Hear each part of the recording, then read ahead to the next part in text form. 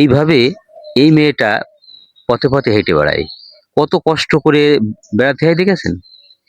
এই দেখুন ওই যে আসছে এই মেয়েটা। আমরা আসেন কি হয়ে দেখি। কেমন আছো তুমি? ভালো। ভালো আছো? জি। এখন শরীরটা ভালো লাগছে? ভালো লাগছে। এখন একটু ভালো। আগে খুবই খারাপ ছিলাম, এখন একটু ভালো। একটু হেঁটে এসো দিন এইদিকে, একটু হেঁটে এসো দিন এইদিকে। হ্যাঁ হেঁটে এসো। এই যে বলছিলাম না যে কিভাবে হাঁটে, এই দেখুন রুবিনা এইভাবে হেঁটে হেঁটে আমার বাড়ি পর্যন্ত গিয়েছে। হ্যাঁ, আমার বাড়িতে যে বলছে যে কাকু আমার একটু সহযোগিতা করতে। কেমন মনটার ভিতর বলে বলুন? দাঁড়াও এখানে, দাঁড়াও এই সাইডে দাঁড়াও, এই সাইডে দাঁড়াও, এই সাইডে দাঁড়াও। হ্যাঁ, কেমন লাগে এখানে দাঁড়াও। কেমন লাগে মনটার ভিতরে? আমার বাড়িতে, এর বাড়ি থেকে আমারই এলাকার মেয়ে, কিন্তু জন্মগতভাবেই প্রতিবন্ধী, গরিব মানুষের দুয়ারে কি দাঁড়িয়েছে দেখুন। একে তো তার বাবা একেবারে নিঃস্ব, একেবারে গরিব মানুষ, অথচ সেই মানুষটির ঘরে দেখুন যে এই মেয়েটার জন্ম হয়েছে, যার এত কষ্ট করে জীবনযাপন করতে হয়। একটু হেঁটে যেতে হলে কত কষ্ট করে হেঁটে বেড়াতে হয়। আমার এইভাবে এই কষ্ট করে করে আমার বাড়িতে গেছিল। আমি বুঝ দিলাম যে ঠিক আছে মা তুমি যাও, আমি তোমার জন্য কিছু করতে পারি কিনা দেখবানে। এই জন্যই তার দ্বারে ছুটে আসা।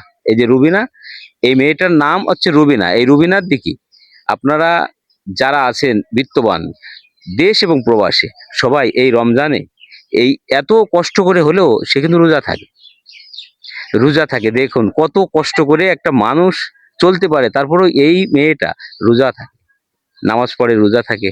তো আমরা এই রুবিনার দিকে সুদৃষ্টি দেওয়ার উদাত্ত আহ্বান আপনাদের কাছে অত্যন্ত অন্তরে রিকোয়েস্ট থাকলো, আপনারা এই অসহায় মানুষটির দিকে এই রমজান মাসে একটু সুদৃষ্টি দেবেন, যাতে করে এই মানুষটা একটু একটু চিকিৎসা নিতে পারে। আমার কাছে বারবার বলেছে একটু চিকিৎসা নিবা না, চিকিৎসা খুব ওষুধ, প্রতিদিন ওষুধ খেতে হয়।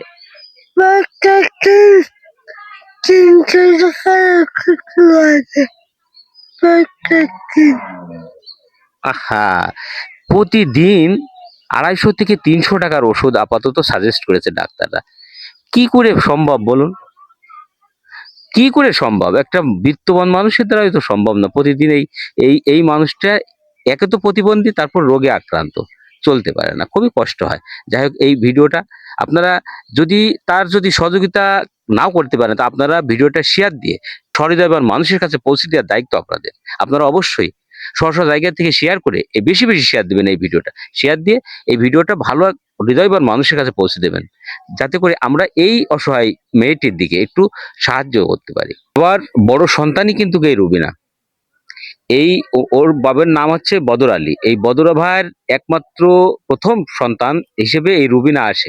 কিন্তু দেখুন ভাগ্যের কি নির্মম পরিহাস, সে একেবারে জন্মগত প্রতিবন্ধী হয়ে আসে।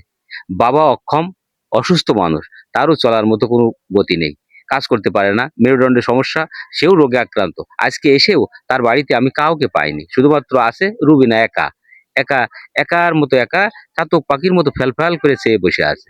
আমরা তার বাবাকে একটু দেখাতে চাইছিলাম, কিন্তু বাবাও আজকে তার নিয়ে গিয়েছে ডাক্তার দেখাতে। এই হচ্ছে রুবিনাদের করুণ কাহিনী। এইদিকে একটু অবশ্যই সুদৃষ্টি দিবেন, সুদৃষ্টি দেওয়ার আহ্বান জানালাম।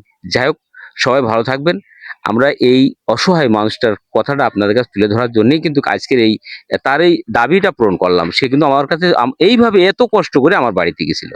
আমরা এই জন্যই ভিডিওটা করলাম। আপনারা অবশ্যই স্ব জায়গা থেকে এর দিকে একটু সুদৃষ্টি দেবেন। যাই হোক, সবাই ভালো থাকবেন। আসসালামু আলাইকুম।